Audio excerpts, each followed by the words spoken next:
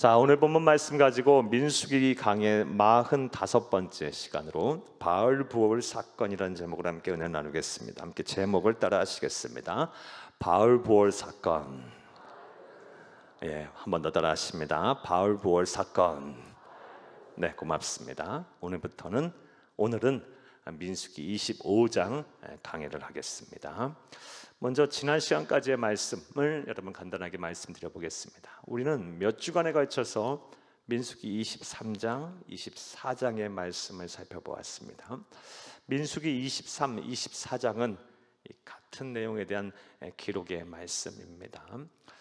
이스라엘 백성이 모압 땅에 이르게 되고 또 그 모압의 땅에 이르렀을 때 그 지역에 강성했던 두 왕인 아모리 족속의 왕 시혼과 이 바사난 왕 옥을 물리치자 이 모압 왕 발락이 또 모압의 여러 백성들이 이스라엘을 크게 두려워하기 시작했습니다. 그래서 모압이 실력으로는 안 되니까 심리전, 종교전, 영적 전쟁을 치르고자 했어요. 그래서 계략을 꾸밉니다. 어떤 계략을 꾸미냐? 이 메소포타미아, 그러니까 티그리스강, 유프라테스강 유역, 오늘날 이란 이라크 지역에 이 고대 문명의 발생지인 그 지역에서 당대의 가장 유명했던 점성술가, 복술가인 발람이라는 사람을 초청해서 그가 이스라엘 백성들을 저주하게 되면 그 저주로 인해서 자신들의 사기가 크게 올라갈 것이고 또 저주가 임해서 자신들이 승리하지 않겠냐라는 계략을 꾸밉니다. 어마어마한 뇌물을 주고 환대를 해서 이 발람을 초청합니다. 그런데 하나님께서 강권적으로 이 발람 선지자에게 역사를 하셔서 저주를 하려고 할 때마다 저주가 아니라 축복의 말씀이 자꾸 나오는 거예요. 무려 몇 번이나? 4번이나 그렇게 했습니다. 결국 발락과 발람의 이 이스라엘 백성을 향한 저주하려는 계획은 실패로 돌아갔습니다. 자, 그리고 나서 이제 각자 제 갈 길을 갔어요. 발락은 모압 땅으로 돌아가고 발람은 또 자신의 집으로 돌아가려 했습니다. 자, 그런데 거기서 끝이 아니었습니다. 오늘 본문 25절 말씀에 보게 되면 이 발람 선지자가 가면서 발락에게 한 가지 간교한 계책을 말해줘요. 세워줍니다. 어떤 계책을 세워주냐? 이스라엘 백성들이 외부로부터 오는 힘으로는 도저히 이 이스라엘을 무너뜨릴 수 없다는 생각에 그들 스스로가 이제 범죄해서 하나님의 진노를 받아 망하게 하는 그런 계책을 알려줍니다. 그리고 오늘 본문 말씀에 보게 되면 이 발람 선지자의 계략에 빠져서 이스라엘 백성들이 하나님 앞에 범죄를 합니다. 그 결과 하나님의 진노와 심판을 받아서 연병이 도는데 그 결과 24,000명이 죽는 그런 일이 일어나게 됩니다. 그 사건이 이제 바알부올 사건입니다. 이 바알부올 사건은 성경에 여러 차례 언급이 될 정도로 이스라엘 백성들에게는 아주 기억이 될 만한 사건이고 오늘날 우리에게도 시사하고 의미하는 바가 큰 사건입니다. 오늘 본문 말씀을 읽어가면서 이 바알부올 사건을 통해서 우리가 어떠한 영적인 교훈을 잡고 진리를 찾을 수 있는지를 살펴보며 은혜를 나누겠습니다. 그날의 시간 되기를 간절히 주의 이름으로 축복합니다. 자, 25장 1절에서 2절을 먼저 함께 읽겠습니다. 이스라엘이 시딤에 머물러 있더니 그 백성이 모압 여자들과 음행하기를 시작하니라. 그 여자들이 자기 신들에게 제사할 때에 이스라엘 백성을 청하매 백성이 먹고 그들의 신들에게 절함으로. 아멘. 이스라엘 백성이 시딤이라는 모압 평야에 있는 이 시딤이라는 곳에 머물러 있을 때 그들이 하나님 앞에 범죄하게 됩니다. 두 가지의 범죄, 우리가 1절과 2절을 읽었는데 두 가지의 범죄를 하게 됩니다. 첫 번째 죄가 무엇이냐? 첫 번째 죄는 음행죄를 져요. 음행죄 2절을 함께 1절을 함께 읽겠습니다. 1절입니다. 여러분, 이스라엘이 시딤에 머물러 있더니 그 백성이 모압 여자들과 음행하기를 시작하니라. 아멘. 성적인 타락, 그런 죄를 짓기 시작을 해요. 당시 이 시딤의 지역에는요 많은 창기들이 있었다고 해요. 그 이유는 이 시딤 지역에 바알 신, 당시 모압의 주신인 농경의 신, 다산의 신인 이 바알 신을 섬기는 큰 제단이 있었다고 합니다. 그리고 이 제단, 당시 고대 근동의 제단, 이 우상 숭배, 우상에게 제사를 드리는 방법은 뭐냐? 이 바알 신당에서 일을 하는 창기들과 성관계를 맺는 것이, 그것이 바로 이 예배였고, 그것이 바로 그들의 우상에게 제사를 드리는 방법이었어요. 그러니 얼마나 문란했겠어요. 당시 고대 근동의 이 모압 땅의 주신인 이 바알 신을 섬기는 가장 큰 제단이 이 시딤에 있었고, 그곳에 얼마나 많은 또 창기들이 있었겠어요. 그러니 이스라엘 백성들이 그들과 더불어서 음행하였다라는 것은요 성적으로 타락을 한 죄를 졌다고 우리가 말씀을 통해서 우리가 알 수가 있는 것입니다. 사랑하는 여러분, 그런데 하나님께서는요 이 음행죄를 아주 미워하십니다. 우리 분명히 알아야 돼요.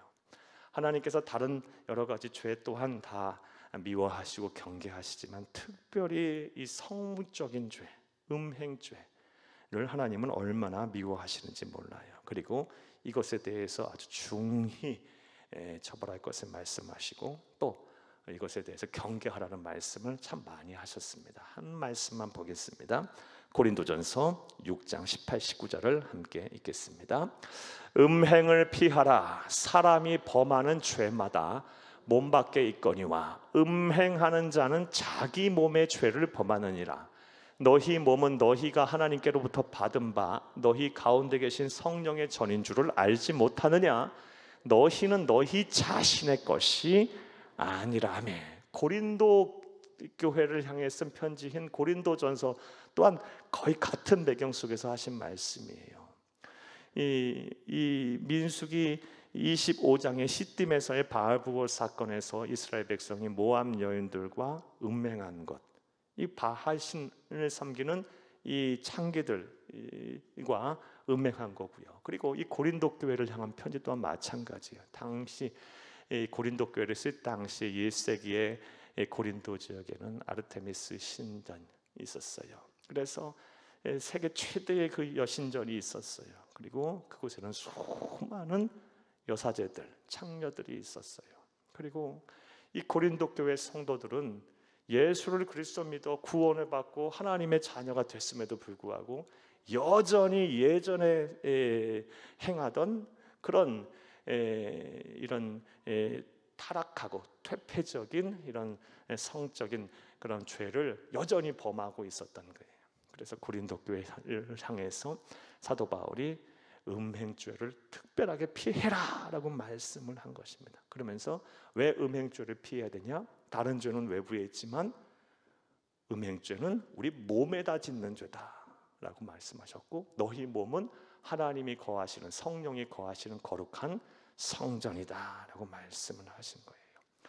이 음행죄가 우리 몸에다 짓는 죄라는 말의 의미가 뭘까요?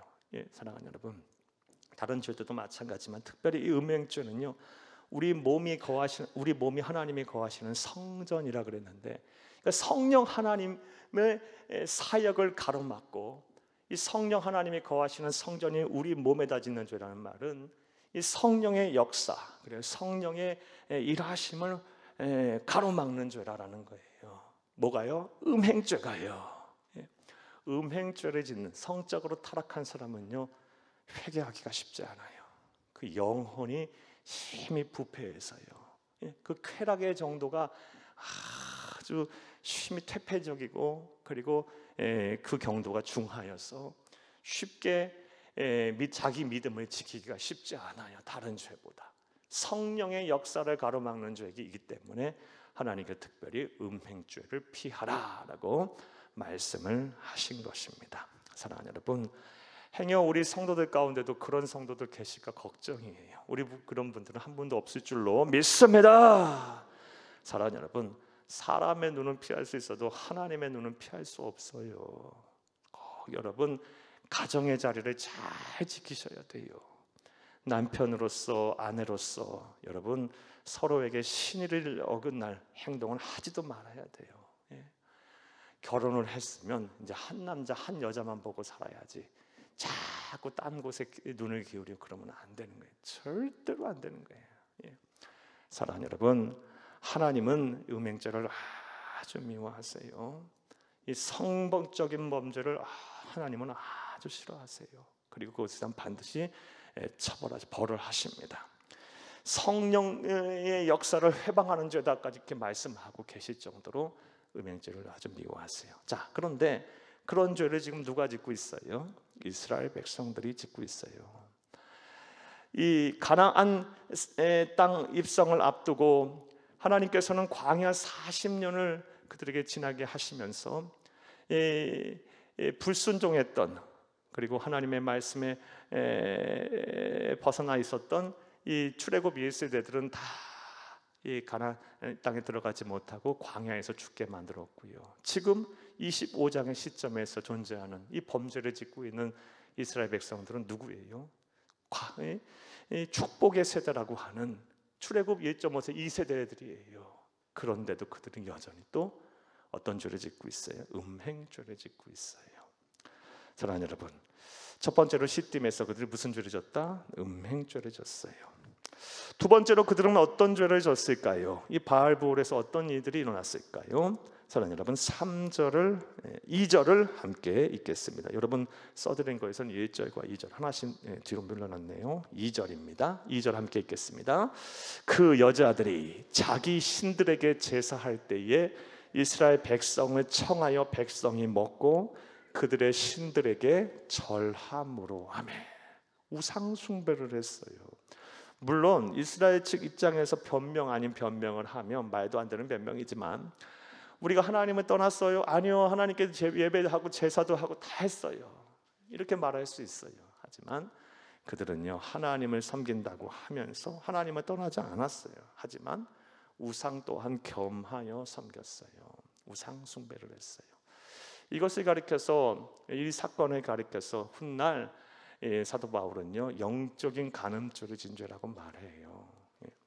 하나님은 우리와 하나님과의 관계를 부부관계로 묘사를 종종 하셨어요. 부부관계.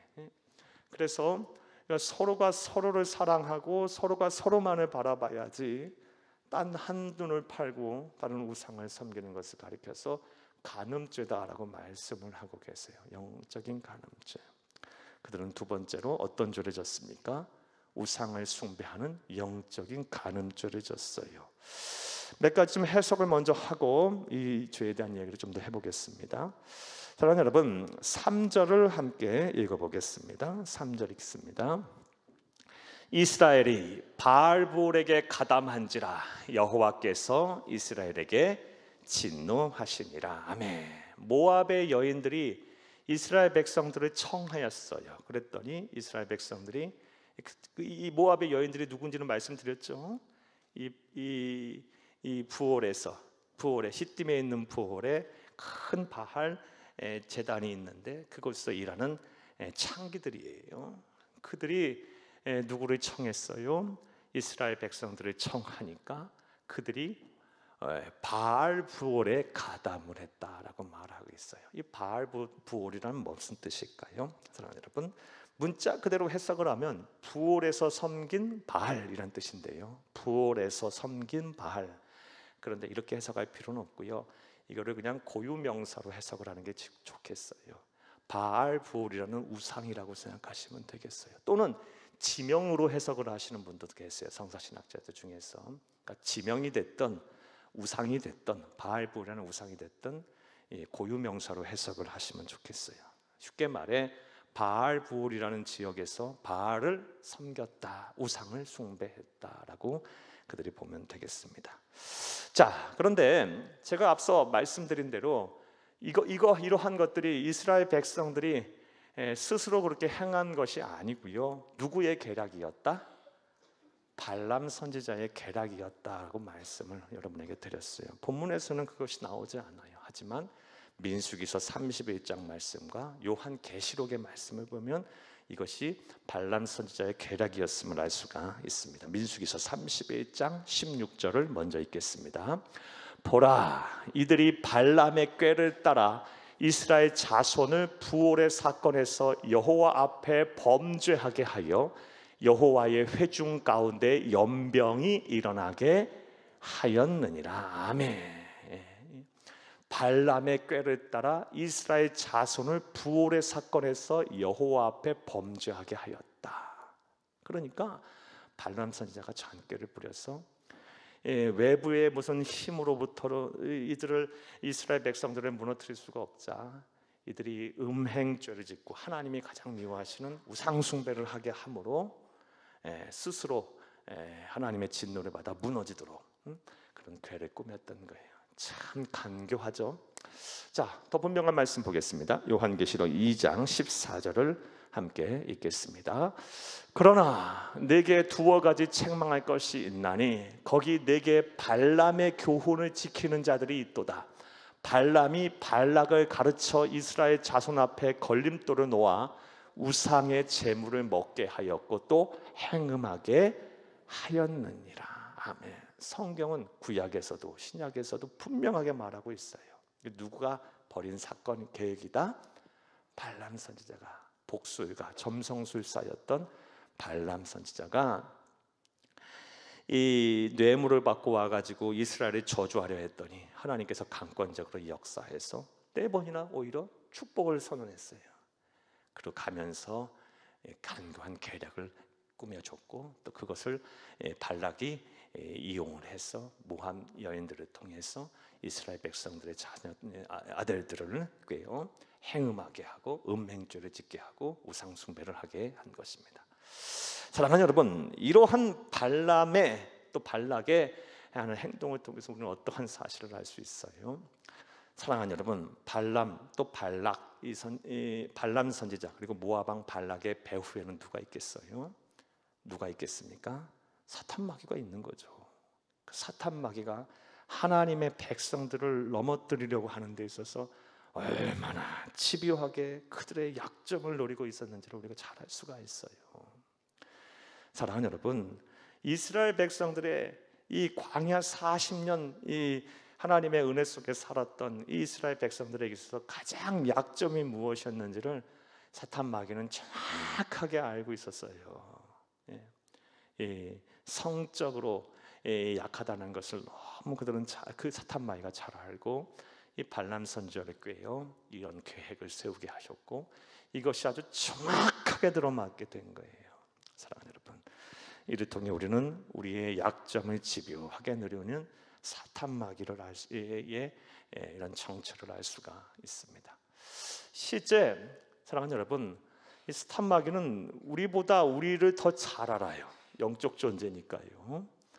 그러면서 우리의 약점이 무엇인지를 정확하게 지금 잘 알고 있습니다. 그리고 그것을 얼마나 집요하게 노리는지 몰라요. 어떤 사람은 이 돈 앞에 너무 약해요. 이 돈 얘기만 나오면 그냥 인격도 사라지고 신앙도 사라져 버려요. 가족도 없어요. 부모 형제도 없어요. 또 어떤 사람은요, 이스라엘 오늘 본문의 백성들처럼 이성에게 약해요. 성적인 얘기만 나오면 이 문제 앞에 그냥 그냥 무너져 내려 버려요. 또 어떤 사람은 자녀의 문제, 또 어떤 사람은 이런 학벌, 내세울 명예, 이런 것들에 대해서 그 부분만 건드리면 그냥 무너져 버려요. 사랑하는 여러분, 여러분의 약점은 무엇이에요? 사랑하는 여러분, 저와 여러분에게도 약점은 다 있어요. 어떤 사람은 말했던 이런 약점들이 있을 수도 있을 것이고 또 물론 성품에 관한 약품도 있을 수 있어요. 사람과의 관계성 이런 것들도 있을 수 있을 것이고요. 또 여러 가지가 있을 수 있겠죠. 그것에 우리는 반드시 이 파수꾼을 딱 세워요. 믿음의 파수꾼을 세우고 말씀의 파수꾼을 세우고 깨어 있어서 사탄마귀가 우리의 약점을 집요하게 공격할 때 깨어서 미리 대비해야 할 줄로 믿습니다. 사랑하는 여러분, 여러 차례 말씀드렸지만 지피지기면 100점 불태예요. 적을 알고 나를 알면 100번 싸워도 위태롭지 않다. 손자병법에 나오는 말이에요. 적도 알아야 되지만 나를 더 잘 알아야 돼. 우리를 잘 알아야 돼. 그래야 영적 전쟁에서 우리가 패배하지 않아요. 여러분의 약점이 무엇이에요? 여러분 잘 파악하세요. 기도하며. 사랑하는 여러분, 여러분의 약점이 드러나지 않도록 잘 방비를 하세요. 그거 하나만 건드리면 그냥 와르르르 신앙이 무너지지 않도록 그동안 쌓아왔던 모든 그냥 이 신앙의 이 공든탑이 그냥 한순간에 무너지지 않도록 여러분 약점을 잘 대비하세요. 그리고 성령 하나님과 함께 여러분 이 약점을 잘 방비하시는 여러분 되기를 간절히 주의 이름으로 축복합니다. 이 약점을 집요하게 노리는 이 사탄마귀의 모습은요, 일찍이 우리 마태복음 4장 지난주에도 살펴보았던 예수님에게 한 시험에서도 우리 잘 알 수 있죠. 예수님 40일을 금식 기도하셨는데 제일 먼저 건드린 게 뭐예요? 시장하시니까 배고프시니까 돌들로 떡덩어리가 되게 해서 먹어라, 이거 아니었어요. 이 가장 지금 약점이 우리 예수님에게서는 식욕이라는 것, 배고픔이라는 것을 너무 잘 알고 그냥 집요하게 거기부터 파고 들어오는 거예요. 우리 예수님에게도 그랬다면 우리에게 어떻게 하겠어요? 잘 대비해야 할 줄로 믿습니다. 자, 이스라엘 백성들의 약점이었던 이 광야 40년 동안 그들의 약점이었던 이 성적인 쾌락의 약점이었다는 것을 이 스탄마귀는 잘 알고 발람 선지자를 꾀해서 이런 계획을 세웠고 그들은 한순간에 무너져 버렸어요. 축복의 세대라고 하는 이 가나안 제 2세대들이 그냥 무너져 내려 버렸어요. 음행했고 그리고 우상을 숭배하는 어처구니 없는 일을 저지르게 됩니다. 자, 그렇다면 사랑하는 여러분, 좀 더 구체적으로 생각을 해보겠어요. 이들이 왜 이렇게 범죄하게 됐을까요? 오늘 본문에서 그 답을 한번 좀 찾아보겠어요. 첫 번째, 이스라엘이 모압의 여인들과 음행하고 바알시를 섬기는 우상 숭배의 죄를 범한 원인은요, 첫 번째 원인은 시딤이라는 곳에 오랫동안 머물러 있었다는 것에 있어요. 이것이 그들이 죄를 범한 첫 번째 원인이 될 수 있어요. 시딤은 앞서 말씀드린 대로 당시 고대 근동의 모압의 또 암몬의 주신이었던 주요한 신이었던 바알 신을 섬기는 가장 큰 제단이 있었던 곳이에요. 그리고 그 제단에서 일하는 수많은 창녀들, 여사제들이 있어서 성적으로 가장 타락한 지역에 있었던 곳이에요. 그곳에 이스라엘 백성들이 오래 머물러 있었다는 것에 이들이 죄를 범한 원인이 될 수 있어요. 사랑하는 여러분, 아무리 도덕적이고 아무리 윤리적이고 아무리 성결한 사람도 그런 곳에 오래 머물고 그런 곳에 계속 노출되면요, 어떻게 돼요? 어떻게 돼요? 죄짓게 돼 있어요. 고려말 충신이었던 정몽주의 어머니가 무슨 말한지 아십니까? 까마귀 노는 곳에 백로야 가지 말라 그랬어요. 왜요? 까마귀 노는 곳에 백로가 가면 까매져요. 물론 백로가 까매지지는 않겠지만 그렇게 되는 거예요.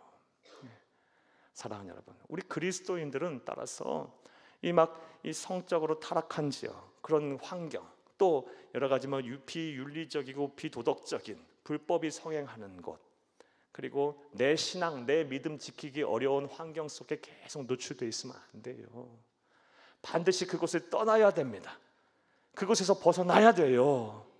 왜 하나님께서 창세기 12장 말씀에 보면 아브라함에게 향하여 제일 먼저 이 아버지와 고향과 친척과 아버지의 집을 떠나라고 말했어요? 갈대와 우르는요, 당시 우상 숭배의 본거지였어요. 그리고 그 아브라함의 집안의 조상들의 업이 뭐예요? 우상 제작자예요. 그곳에 있어서는 믿음의 조상이 될 수 없어요. 하나님의 구속사를 이어가 시작할 그 여명을 열 그런 사람이 도저히 될 수가 없는 거예요. 그 환경을 떠나라. 이게 바로 하나님께서 처음 주신 말씀이에요. 사랑하는 여러분, 지금 여러분의 신앙을 위협하는 환경이 무엇입니까? 여러분, 그런 여러분의 믿음을 저버리게 하는, 그리고 믿음을 갉아먹는 그런 환경이 무엇이에요? 하나님의 말씀에서 벗어나게 하고 비윤리적, 비도덕적 불법을 저지르게 하는 그런 어떤 여러분 주변에 조성되는 환경이 무엇이 있습니까? 그것으로부터 이제 과감하게 떠나세요.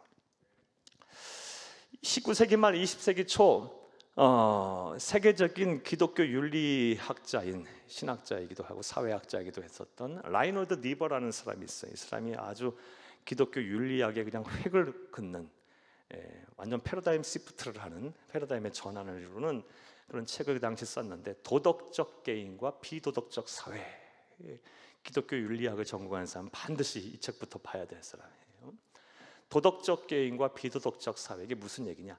아무리 도덕적인 사람도 비도덕적인 사회 안에 포함이 되어 있으면 그 사람 비도덕적인 사람이 된다라는 거예요. 여러분, 예를 한번 들어볼까요? 우리 국회의원들 보세요. 한 사람 한 사람 떼놓고 보면요, 인품도 훌륭해요. 공부도 많이 했어요. 또 신앙인들이에요, 대부분. 그런데 그 세계 쏙 들어가 버리면 어떻게 저렇게 말도 안 되는 짓거리들을 하고 있는지. 그렇죠? 한 사람 한 사람 보면 다 훌륭해요. 그리고 다 배울 만큼 배웠고요. 어느 정도 인격적 성숙도 이룬 사람이에요. 신앙인들도 많아요.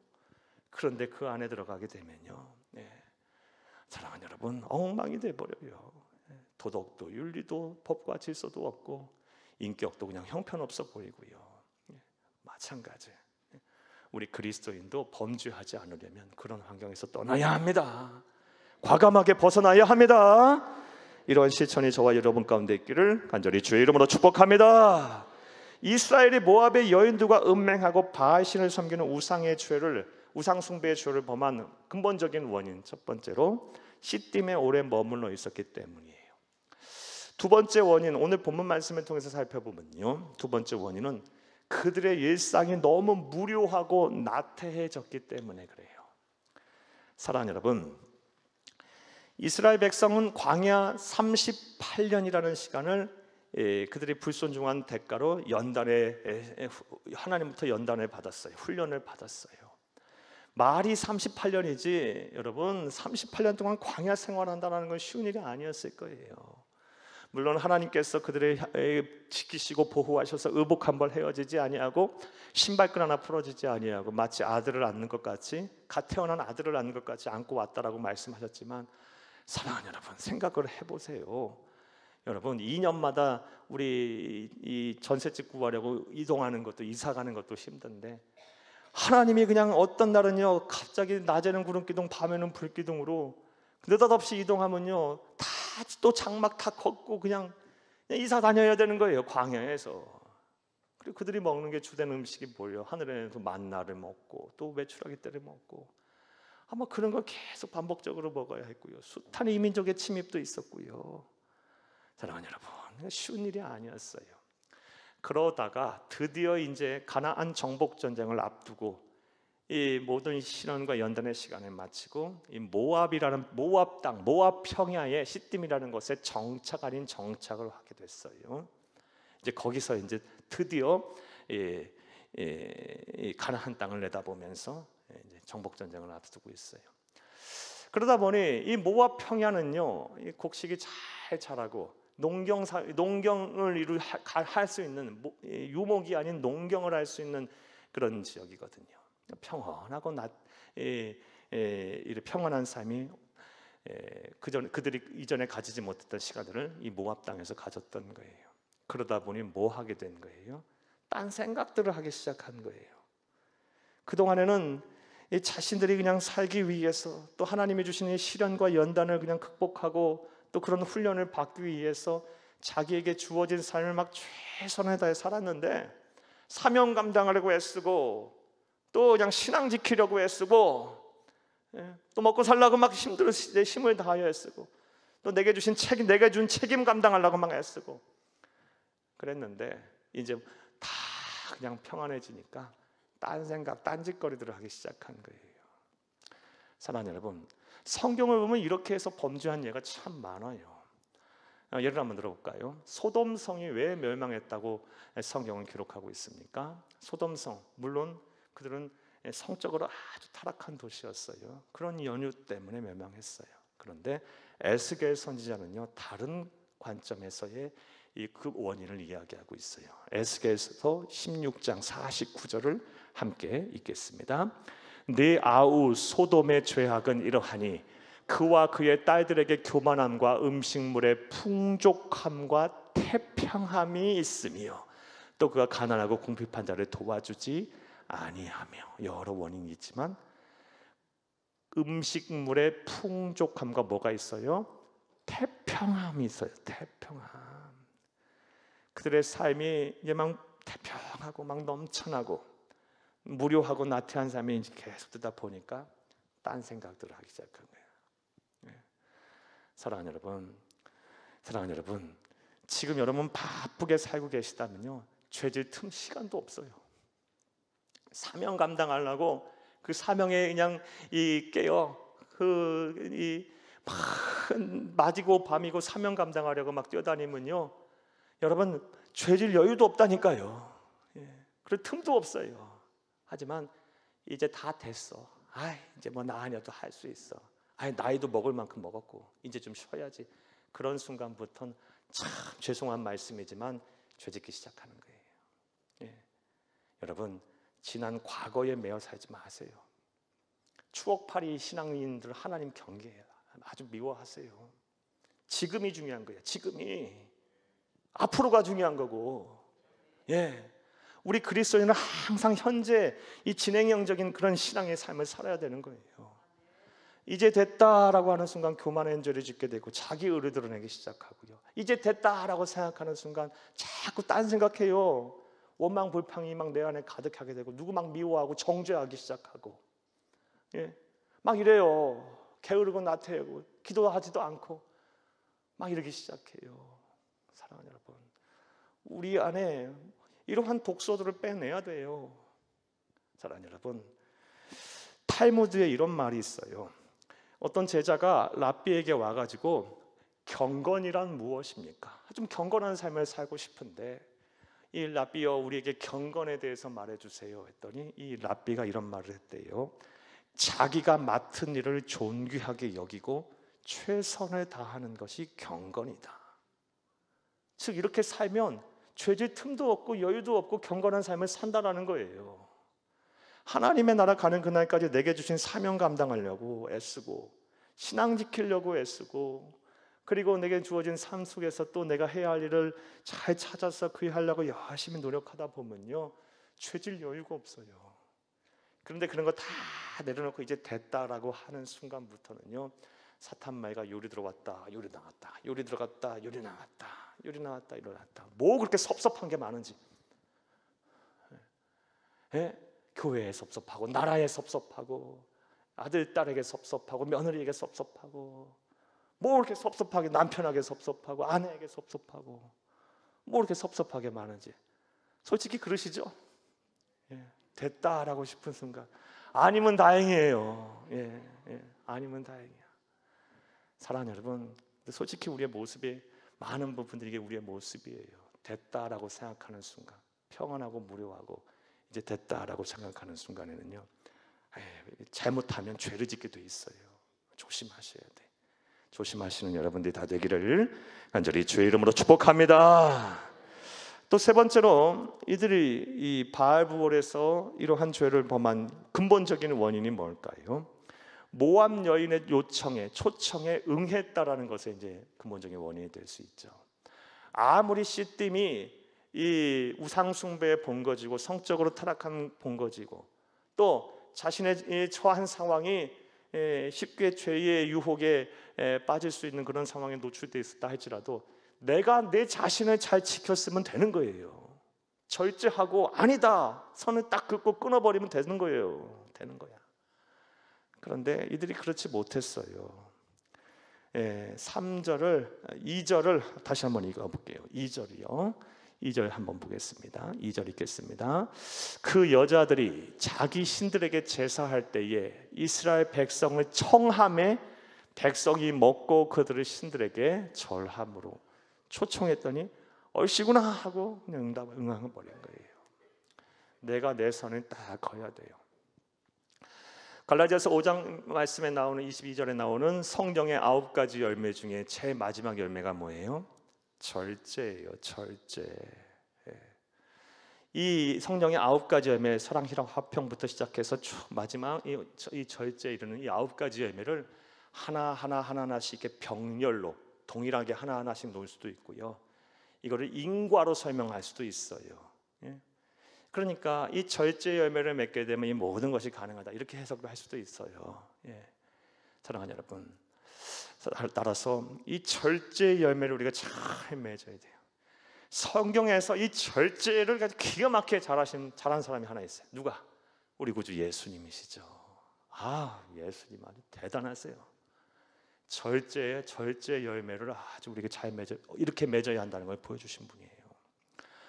예수님께서 예를 한번 들어볼게요. 요한복음 6장 말씀에 우리 잘 아는 오병이어의 사건, 보리떡 5개와 물고기 2마리로 이 장정모 전 먹이고 12광주를 남기는 그 사건을 통해서 통하시자 이 이스라엘 백성들이 막 눈이 뒤집혀요. 당시 세계 속에서 약 90%가 절대 빈곤층이었거든요. 하루 먹고 살기 하루 힘든 사람들. 그런데 예수님께서 혜성같이 나타나서 보리떡 5개, 물고기 2마리로 그냥 그 자리에서 모든 경제관념을 초월해버리는 그런 기적을 일으켜버리니까 그냥 예수님을 왕으로 세워버리면 우리의 먹고 사는 문제는 다 끝났다, 해결된다. 거기다가 말씀은 또 얼마나 기가 막혀요. 천국 복음이잖아요. 그리고 손만 얹은 즉 그림자만 밟고 예수님 옷장만 스쳐도 병자가 막 낫고, 가만히 안 놔두겠죠. 예수님을 막 왕으로 추대하려고 하는 분위기가 일자 바로 예수님 딱 자신을 절제해요. 아직 자신을 드러낼 때가 아님을 알고 제자들 땀만 못 먹게 먼저 갈릴리 바다 건너가게 하시고 산으로 도망치기도 하러 가세요. 예수님은 그런 분이었어요. 딱 자기 절제를 하시는 분이었어요. 우리도 좀 이것에 힘써야 할 줄로 믿습니다. 저도 요즘 기도 예번이 뭐냐, 이 절제를 잘하게 해달라고 기도하고 있어요. 저도 절제를 좀 잘해야 될 것 같아요.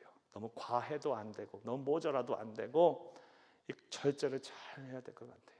사랑하는 여러분, 이 모압 여인의 초청에 응했기 때문에 그들이 죄를 범한 거예요. 죄를 짓게 하는 사람에게서 떠나세요.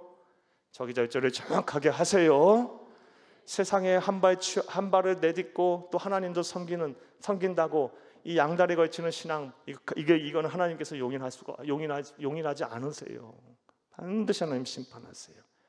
사랑하는 여러분, 자기 절제를 잘 하셔서 이스라엘의 백성들이 이 바알부올에서 이렇게 범했던 그런 죄를 범하지 않는 여러분 되기를 간절히 바랍니다. 할렐루야. 자, 우리는 1절부터 시작해서 지금 3절까지의 말씀을 봤는데요. 자, 그렇다면 이 바알볼에서 그들이 음행죄와 우상 숭배를 범했을 때 이제 하나님은 어떻게 치리하셨을까요? 반드시 치리하시겠죠. 죄를 범했으니까. 먼저 이스라엘 백성들에게 어떤 치리를 하셨고, 또 그들을 유혹했던 이 모압의 여인들, 특별히 미디안 족속들에게 어떻게 치리를 하셨는지 말씀을 보겠어요. 4절에서 5절을 함께 읽겠습니다. 3절에서부터 읽을까요? 3절에서 5절까지 읽겠습니다. 3절부터 5절 좀 보여주세요.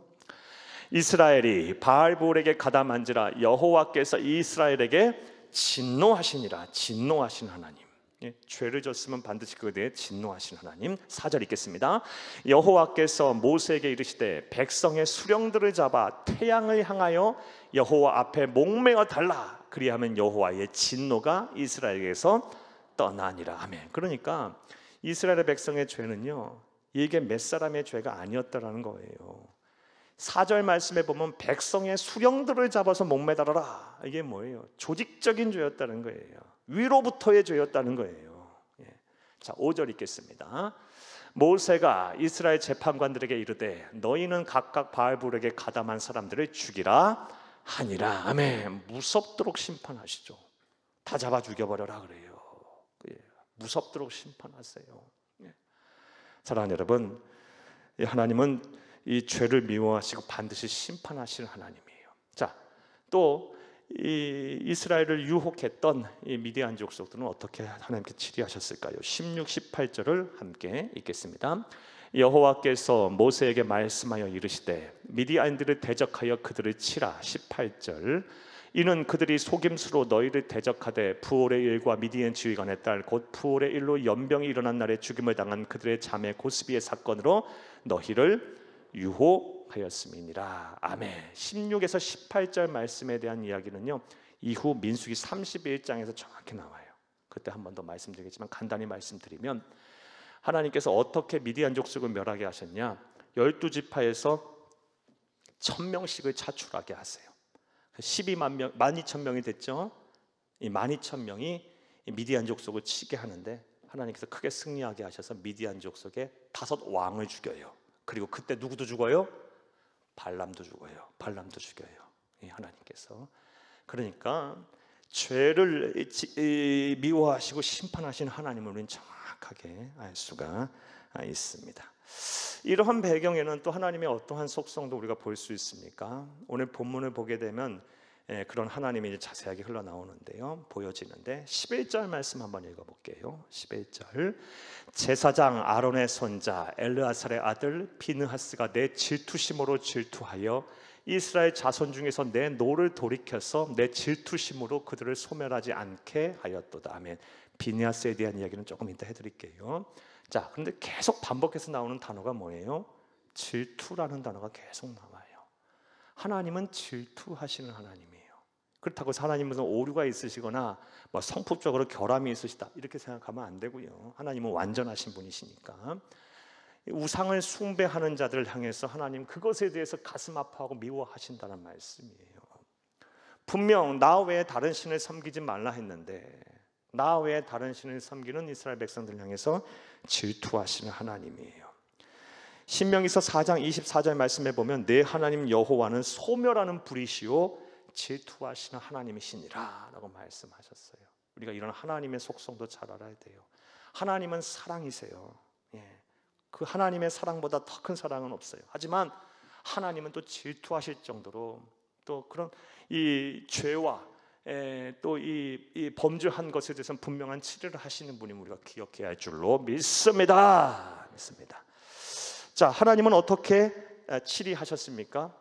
범죄한 자를 전부 다 잡아서 목매달아 죽이고 유혹한 자 또한 쳐서 죽여라. 이게 하나님의 치리예요. 자, 거기까지 이제 5절까지의 말씀이고요. 6절부터 이제 15절 말씀을 보겠는데 이 15절 보기에 앞서서 내용 설명을 드릴게요. 이렇게 하나님께서 분명하게 치리를 명령하셨는데, 자, 근데 그때 또 어처구니 없는 사건이 또 일어나요. 하나님께서 분명하게 이렇게 음행죄를 짓고 우상 숭배한 아들들을 전부 다 수령들을 잡아서 죽이라고 했는데 그 명령이 떨어지기가 무섭게 또 어떤 사람이 어떤 죄를 짓냐? 시므온 지파의 수령 중에 한 사람이었던 시므리라는 사람이 대놓고 그 명령이 떨어졌음에도 불구하고 대놓고 이 미디안 족속의 수령의 딸인 고스비라는 여인을 사람들 다 보는 데서 데리고 가서 자기의 처소에 가서 음행하는 죄를 저질러요. 하나님 분명 매달아 죽이라고까지 말했는데, 자, 그러자 그 모습을 보자 누가 분개를 하느냐? 분노하면 누가 막 통탄에 분개하느냐? 대제사장 엘르아살의 아들인 비느하스라는 사람이 분개를 해요. 그리고 어떻게 하느냐? 창을 가지고 가서 그 이 처소의 장막에서 음행죄를 짓고 있는 이 둘을 찔러 죽여요. 그런데 하나님께서는 이 비느하스의 행동을 크게 칭찬하세요. 아주 칭찬하세요. 그리고 나서 축복을 말씀하세요. 언약 축복의 약속을 하세요. 그 말씀이 어디 6절부터 15절까지의 말씀이에요. 다 읽지는 않겠고요. 자, 하나님의 법도를 무시한 이 시므리와 고스비에 대해서 하나님 이 비느하스가 어떠한 의로운 행동을 했는지 말씀을 읽겠습니다. 6절에서 9절을 함께 읽겠습니다. 6절에서 9절입니다. 이스라엘 자손의 온 회중이 회막문에서 올 때에 이스라엘 자손 한 사람이 누구? 시므리가 모세와 온 회중의 눈앞에 미디안 한 여인을 고스비를 데리고 그의 형제에게로 온지라. 7절 제사장 아론의 손자 엘르아살의 아들 비느하스가 보고 회중 가운데서 일어나 손에 창을 들고 그 이스라엘 남자를 따라 그의 막사에 들어가 이스라엘 남자와 그 여인의 배를 꿰뚫어서 두 사람을 죽이니 연병이 이스라엘 자손에게서 그쳤더라. 9절 읽겠습니다. 그 연병으로 죽은 자가 24,000명이었더라. 아멘. 자, 분명 어찌 보면 이건 살인죄 아니에요? 그리고 아주 살인하는 방법도 잔혹해요. 이 두 남녀를 상으로 찔러서 배를 찔러서 죽였어요. 자, 그런데 하나님께서는 이 비느하스의 행동을 크게 칭찬하세요. 칭찬하시는 것에 그치는 것이 아니라 아주 축복을 하세요. 어떤 축복하셨는지 말씀 보겠습니다. 12, 13절 함께 읽겠습니다. 그러므로 말하라. 내가 그에게 내 평화의 언약을 주리니 그와 그의 후손에게 영원한 제상 직분의 언약이라. 그가 그의 하나님을 위하여 질투하여 이스라엘 자손을 속죄하였음이니라. 아멘. 가만히 놔둬 보세요. 하나님 여러분, 어찌 보면 살인죄인데 함부로 사람 죽이지 말라 그랬잖아요. 십계명에서 분명히 나와 있어요. 그런데도 불구하고 하나님께서 비느하스의 행동을 칭찬하시고 평화의 언약까지 주셨어요. 평화의 언약은 13절 말씀이에요. 그와 그의 자손을 평안하게 지키겠다. 평강의 은혜를 내주겠다. 요거와 더불어서 이 비느하스의 뿐만 아니라 그의 자손들에게 대대손손 제사장의 직분을 영원토록 이어가게 하겠다. 이 말씀이에요. 그와 그의 자손을 향한 축복의 말씀이거든요. 이게 평화의 언약이에요. 자, 그렇다면 왜 하나님께서는 그의 행동을 이렇게 칭찬하고 평화의 언약까지 주시면서 축복했을까요? 살인죄인데, 함부로 살인하면 안 되는데. 사랑하는 여러분, 그 이유가 있어요. 그가 분노한 거잖아요. 분노를 하는 데 있어서 의를 위하여 분노했기 때문에 그래요. 그리고 의를 위해서 분노하는 그 모든 원인, 이유, 과정, 결과에 이르기까지 하나님의 마음과 같았기 때문에 그래요. 꼭 기억하셔야 돼요. 의를 위해서 분노했기 때문에 하나님께서는 그의 행동을 칭찬하신 거예요. 우리 그리스도인도 때로는 분노해야 할 때는 분노를 해야 돼요. 아무 때나 분노하면 안 되고 화내지 말아야죠. 혈기 부리면 안 되고 우리는 예수님 닮아서 온유하고 겸손해야 돼요. 근데 우리 그리스도인들이 이 세상을 향하여 분노해야 할 때가 있어요. 어떨 때? 하나님의 말씀이 부정이 될 때, 진리가 훼손될 때 우리는 분노해야 돼. 또 하나님이 우리에게 주신 인간의 가장 보편적인 가치들이 무시될 때, 생명의 존엄성이 무시가 되고 우리 인간이 이 세상에 누려야 될 가장 기본적인 자유와 평화, 평등의 이 권리가 무시가 될 때 분노해야죠. 분노해야 돼. 우리 그리스도인은 계속 입 닫고만 있는 사람들이 아니에요. 온유하고 겸손하되, 우리 예수님도 그랬잖아요. 예수님도 성전 정화 사건 같은 거 보세요. 지켜야 할 때는, 지킬 것은 지켜야 할 때는 분노하셨어요. 그런데 아무 때나 분노하는 것이 아니고 지금 말씀드린 것처럼 하나님의 말씀과 진리가 부정이 될 때, 그리고 하나님이 우리에게 주신 가장 보편적인 가치가 무시될 때, 부정될 때 우리 그리스도인은 분노해야 돼요. 자, 그런데 그것도 조심해야 돼요. 화내는 거 조심해야 돼요. 분노하지 말라라고 하나님은 얼마나 성경에서 많이 말씀하고 계시는지 몰라요. 그것도 조심해야 돼.